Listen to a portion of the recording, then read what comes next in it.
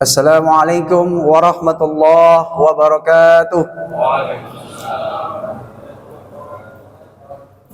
Alhamdulillahilladzi ja'alana minal mu'minin wa afhamana bi'ulumil ulama'ir rasikhin.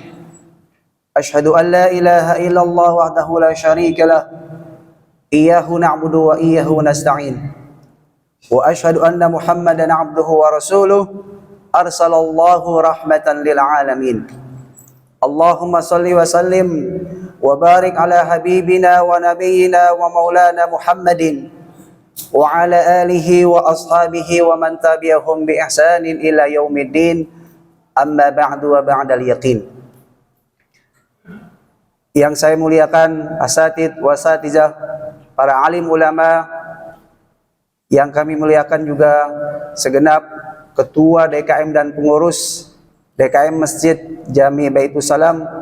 Semoga Allah Subhanahu wa taala memanjangkan usia mereka, merahmati hidup mereka dan memberikan keberkahan. Serta jamaah hadirin salat tarawih dan salat witir Masjid Jami Baitus Salam, yang mudah-mudahan semuanya kita di malam yang ke-27 ini mendapatkan Lailatul Qadar. Amin ya rabbal alamin. Hadirin ma'asal muslimin rahimakumullah. Bicara mengenai puasa dari awal Ramadan sampai ke malam 26, tentu para guru-guru kita sudah memberikan segenap pengetahuan dan ilmu wawasannya mengenai keutamaan yang ada di dalam bulan Ramadan. Pada malam hari ini saya tidak bicara mengenai tentang keutamaan Ramadan.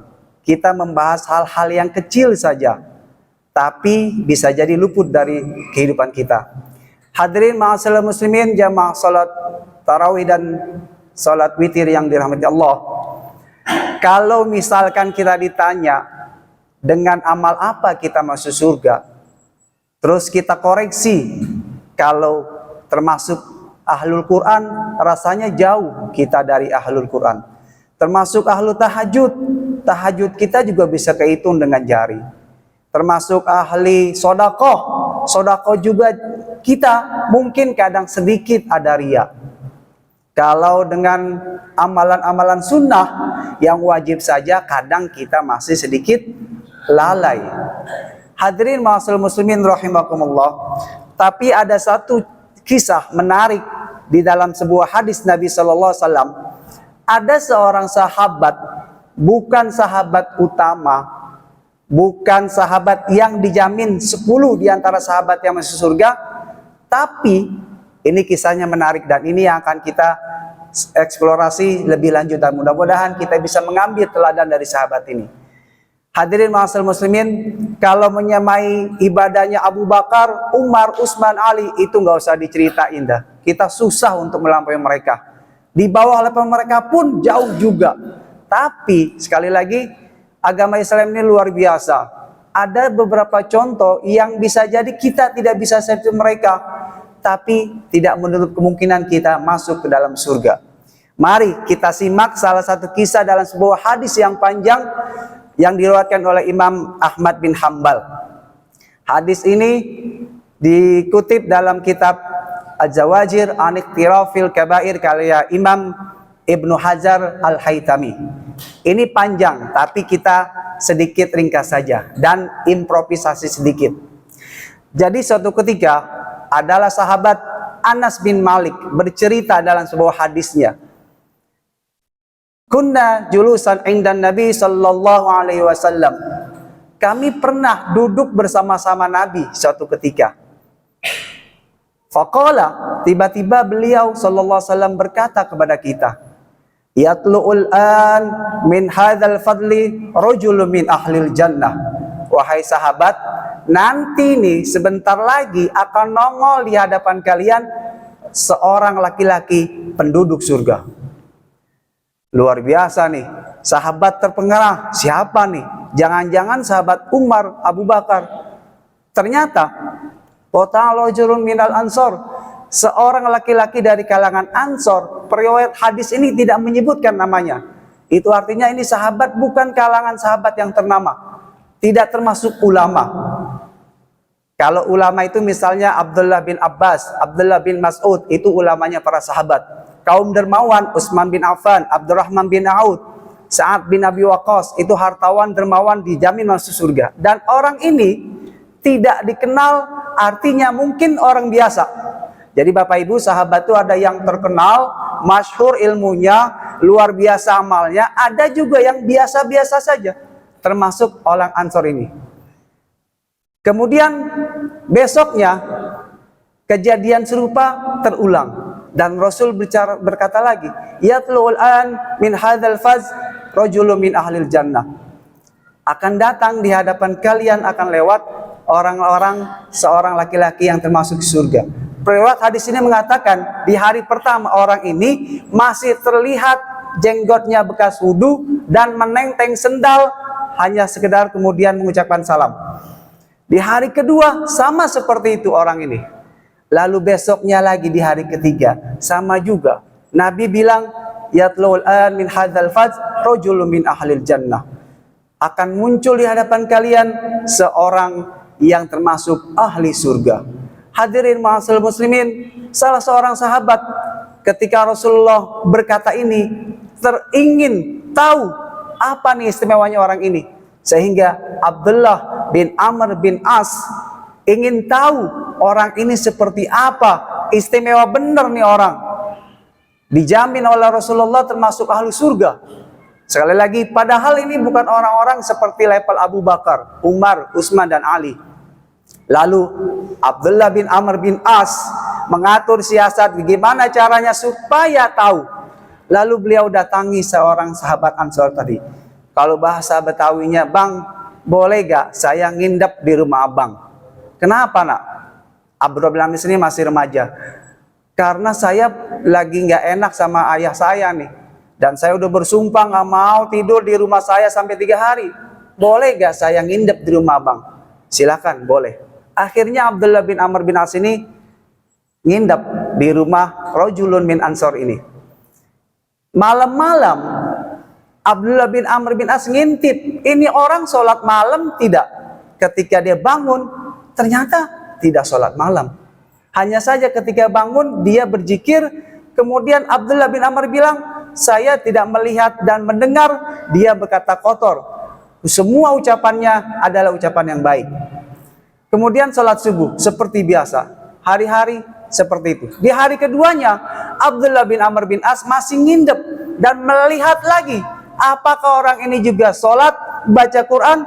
Ternyata di hari kedua pun tidak sholat malam, Bapak Ibu. Kemudian sama seperti hari kedua, hari ketiganya pun seperti itu. Ternyata orang ini tidak sholat malam. Baca Quran juga nggak banyak-banyak amat. Tidak termasuk orang yang istimewa. Di hari ketiganya, Abdullah bin Amr bin As langsung bertanya, paman, abang, saya ingin bilang sebenarnya, jujur, kemarin di hari yang 3 lalu, saya tidak sedang bertengkar dengan ayah saya. Saya juga nggak bersumpah untuk tidak tidur. Tapi saya hanya sengaja ngindep di rumah abang, ingin tahu sebab 3 hari yang lalu Rasul bilang, yatlul an min hadzal fajr rajulun min Ansor. Akan datang seorang di hadapan kita, orang termasuk ahli surga, dan abanglah orangnya. 3 hari loh berturut-turut. Ini pasti nggak ada istimewa. Lalu apa jawab seorang laki-laki itu? Ma huwa illa kama ra'aita. Ibadah saya ini seperti yang kamu lihat 3 hari yang lalu.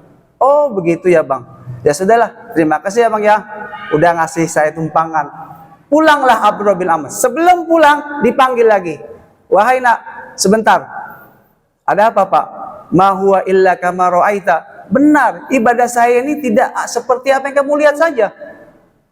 Illa ghairu anni. Nah, disinilah Bapak Ibu sekalian, mudah-mudahan kita bisa memberikan iktibar. Hanya saja kata orang laki-laki itu, ghairu anni la ajidu li ahadin fi nafsi minal muslimina ghishan wa la ahsudu hasadan li ahadin ala khairin atahullahu iyyahu.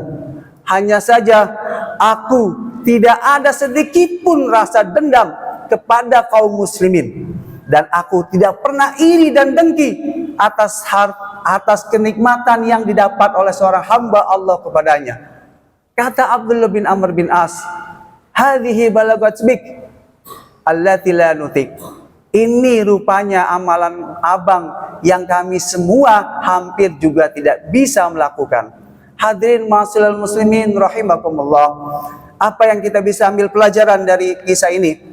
Jika seandainya kita bukan termasuk ahli tahajud atau ahli Quran, ibadah kita hanya fardu, sedikit sunnah, itu pun kadang-kadang, tapi melaksanakannya wajib, meninggalkan dosa besar, jangan berputus asa. Ada kesempatan kita masuk surga dengan catatan salah satunya adalah jangan ada dendam di hati kita terhadap saudara-saudara kita kaum muslimin, dan juga jangan ada iri dan dengki kepada siapapun yang telah Allah beri nikmat. Hadirin ma'asyiral muslimin, ini bukan perkara yang gampang. Memang secara teori gampang, tapi faktanya hadirin rahimakumullah, kita ini sulit untuk menjaga rasa iri hati dan dengki kepada saudara-saudara kita, saudara-saudara atau tetangga. Ketika tetangga dikasih rezeki beli TV, kadang-kadang kita ingin menyamainya, atau kita curiga, jangan-jangan nih baru juga kerja berapa bulan. Hadirin ma'asyiral muslimin rahimakumullah, prasangka itu bisa jadi ada sedikit dengki kita kepada saudara kita tanpa kita sadari. Hadirin ma'asyiral muslimin, itulah juga kenapa selepas Ramadan maka kita saling memaafkan nanti kepada saudara-saudara kita. Kita lepas semua rasa dendam di hati kita, betapapun besar kesalahan saudara-saudara kita yang merusak kehormatan kita, yang merusak harga diri kita, maka kita berupaya untuk melepas itu semua, dan kita juga berupaya untuk tidak ada rasa hasad atau iri dengki kepada saudara-saudara kita. Mudah-mudahan Ramadan kali ini bisa menuntun kita untuk membersihkan hati kita dari rasa dendam, kesumat kepada saudara-saudara kita, dan dari rasa iri hati dan dengki. Hadirin ma'asyiral muslimin rahimakumullah, itulah kira-kira kultum yang dapat bisa saya sampaikan. Mudah-mudahan kita bisa mengambil iktibar. Satu kali lagi iktibar yang kita bisa ambil adalah betapa sahabat Nabi Muhammad SAW ingin sekali tahu amalan orang-orang soleh dan ingin berupaya meniru. Ini dilakukan oleh Abdullah bin Amr bin As, dan ini juga jarang kita lakukan. Ketika ada tetangga kita yang rajin sholat, baca Qurannya hebat, nggak masalah kita ingin seperti dia. Itu bukan termasuk iri, tapi ingin sesuatu yang baik dalam akhirat. Ma'asyiral muslimin rahimakumullah, sekali lagi mudah-mudahan kita diberikan taufik, hidayah dan inayah Allah Subhanahu wa taala untuk tidak dendam dan tidak iri kepada saudara-saudara kita. Barakallahu li wa lakum bil Qur'anil azim. Mudah-mudahan kita semua mendapatkan Lailatul Qadar. Amin ya rabbal alamin. Wassalamualaikum warahmatullahi wabarakatuh.